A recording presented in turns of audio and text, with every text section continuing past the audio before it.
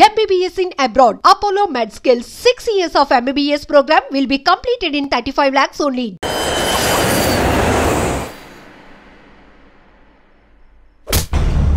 ఏం కావాలి మీకు? రామాలయాన్ని మీ అబ్బాయి నుండి రక్షించండి. ఈ సమస్య మీకు అర్థం అవ్వాలంటే మీకు ఒక చిన్న కథ చెప్పాలి. దాదాపు 50 ఏళ్ల క్రితం ప్రశాంతమైన ఒక పల్లెటూరు. నేటి రాజకీయ నాయకులు అధికారానికి దాసులైతే నాటి రామాపురం పెద్దలు మంజరికి దాసులై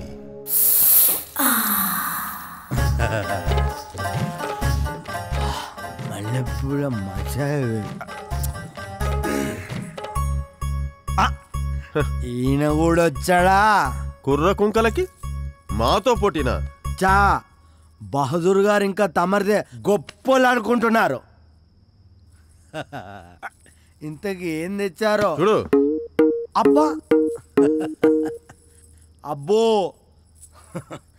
చాలా పెద్ద గొలుసే తెచ్చాడండి. ఇది నిజం బంగారమేనా?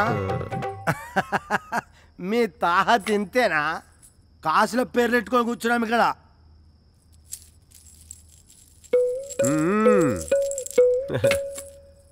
అబ్బా పొలాలు ఆక్రమించుకునే వాళ్ళు కూడా వచ్చారన్నమాట. పొలానికి పూలకి తేడా తెలుసుకోవాలి. మరి పొలానికి గట్లేసుడు కాదు, మంజరిని గెలవడం అంటే. ఓహో అబ్బా దళారులు కూడా వచ్చారు. చిచి దేశానికి దరిద్రం పట్టింది. పూటకి గతి లేదు కానీ పెళ్ళికి పల్లకి కావాలన్నాడంట. ఆయన మీ గురించి నాకెందుకులే, నాకొస్తుంది, నేను వచ్చిన. రసికరాజులకు స్వాగతం.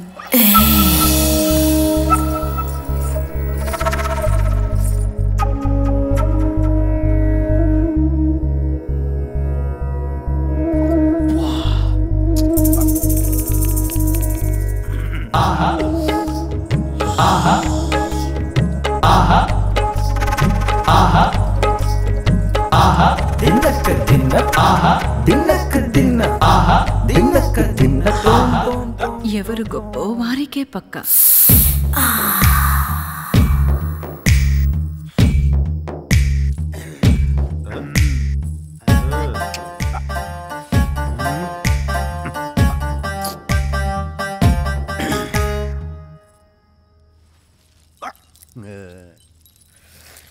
శెట్టి గారు తొందరపడుతున్నట్టున్నారు. అందరినీ పంపించేయమంటారా? నీది ఆలస్యం.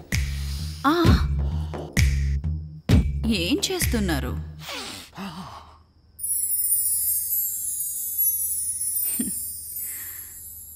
మిగతా బావల మనసు చూడాలి కదా.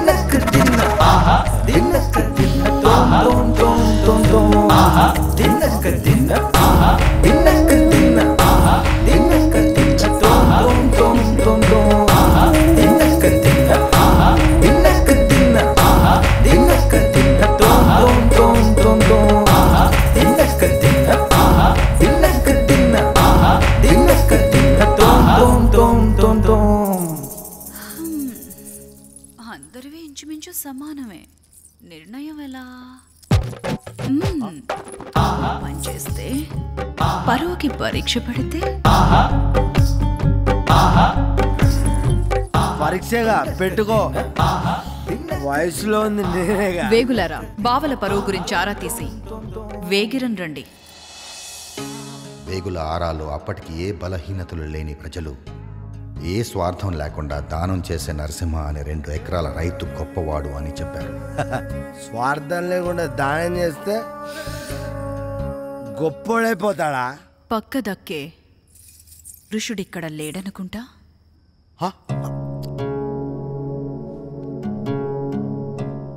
వసంతకాలం వరకు గడువు.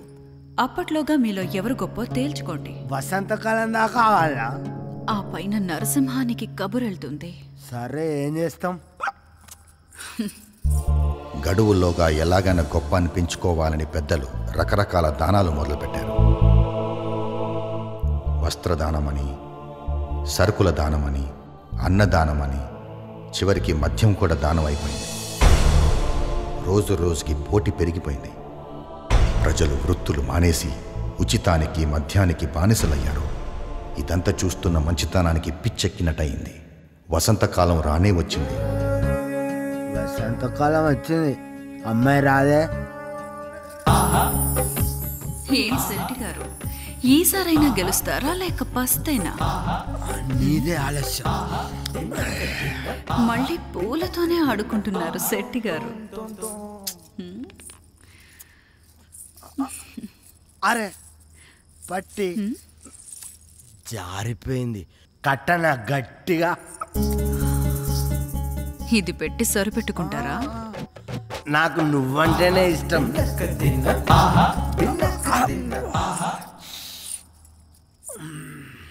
ఈసారి వేగుల ఆరాలో వ్యసనాలకు బానిసలైన ప్రజలు సారా అందించిన చెంగల్ రాయుడుని గొప్పోడన్నారు. సాధించావు చెంగల్ రాయుడు బావా. పోటీలో గెలిచిన చెంగల్ రాయుడు మంజిరి దక్కిందని మద్యం పంపిణీ మానేస్తే మిగిలిన వారు ఉపయోగం లేని దానం వృధా అని మానేశారు. 60 బస్తాల బియ్యం, పప్పులు, ఉప్పులు ఉచితంగా ఇచ్చినా చివరికి సారా కాసుకున్న వాడికి పనేది.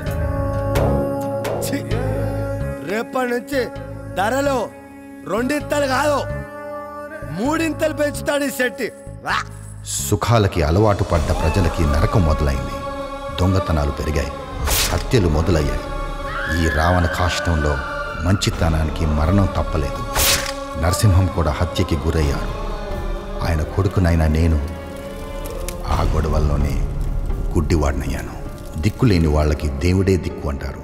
పురాణాల్లో ప్రహ్లాదుడు హిరణ్య కశ్యపుడి అజ్ఞానాన్ని ప్రశ్నిస్తే పట్నం నుండి చదువు పూర్తి చేసుకొచ్చిన పెద్దయ్య తండ్రి చెంగల్ రాయుడి స్వార్థాన్ని ఊరి పెద్దల్ని నిలదీశాడు.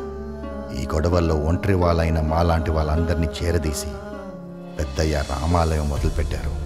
మాకు దేవుడయ్యాడు. స్వార్థంతో చేసిన దానం ఈరోజు కాకపోయినా రేపు చెడు చేస్తుందని, తన పరిధిలో దానం ఇచ్చే వారికి స్వార్థం ఉండకూడదని నియమం పెట్టుకున్నాడు. కాలం గడిచే కొద్దీ ఈ నియమానికి పరీక్ష పెరిగింది. పెద్దయ్య ఆస్తి కరిగిపోయింది. దాతలు కరువయ్యారు. ఉన్నదంతా ఊడి చేసుకుని ఊర్వంక చూస్తారా? పెద్ద ఆయనకున్న మంచి పేరును వాడుకుని రాజకీయాల్లో ఎదగాలని మీ అబ్బాయి కూడా ఎంత కావాలంటే అంత ఇస్తాను, రామాలయం పేరు తీసేసి మా నాన్నగారి పేరు పెట్టమని అడిగాడు. పెద్దాయన కాదన్నాడు. అది మీ అబ్బాయికి నచ్చలేదు. పెద్దయ్య ఇవాళ రేపు అన్నట్టున్నాడు. మేము మీ అబ్బాయిని ఆపలేము. ఈ విషయాలన్నీ మీకు తెలిస్తే మీరేమన్నా చేయగలుగుతారేమోనన్న ఒకే ఒక ఆశతో వచ్చాను. చేయగలిగితే ఏమన్నా చేయండి, లేకపోతే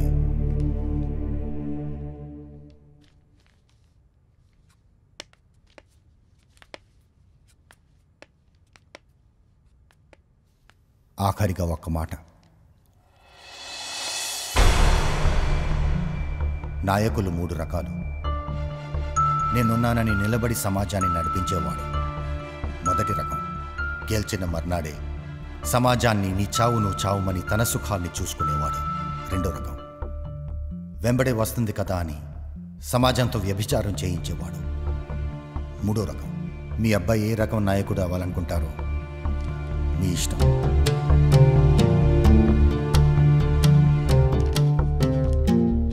ఇండియా వెళ్లకుండా ఆపడానికి ట్రై చేస్తున్నావా? ఆపడానికి కాదు, ఒకసారి ఆలోచించమని అడగడానికి వచ్చాను. ఏంట్రా ఆలోచించేది?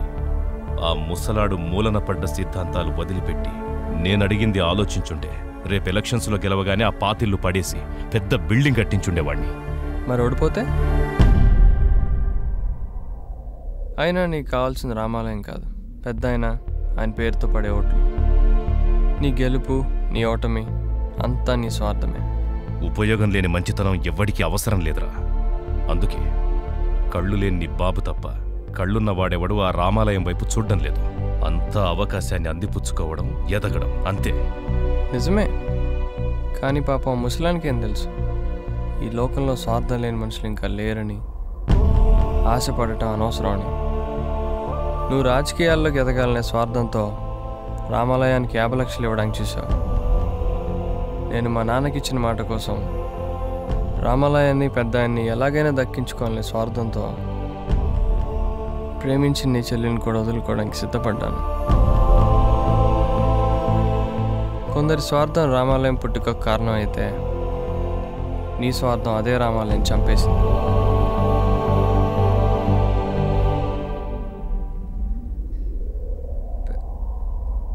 పెద్ద ఆయన ఇంక లేరు.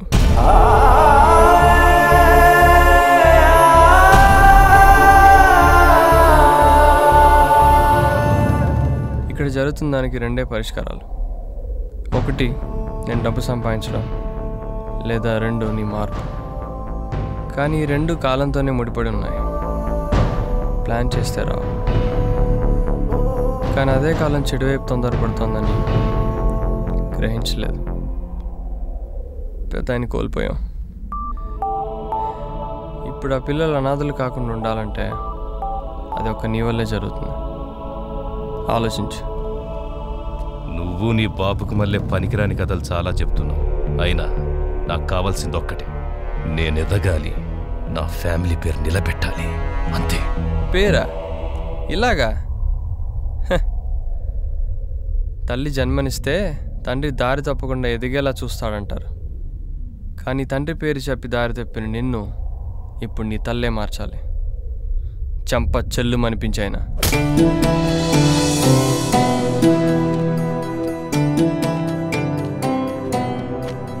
ఎవరు?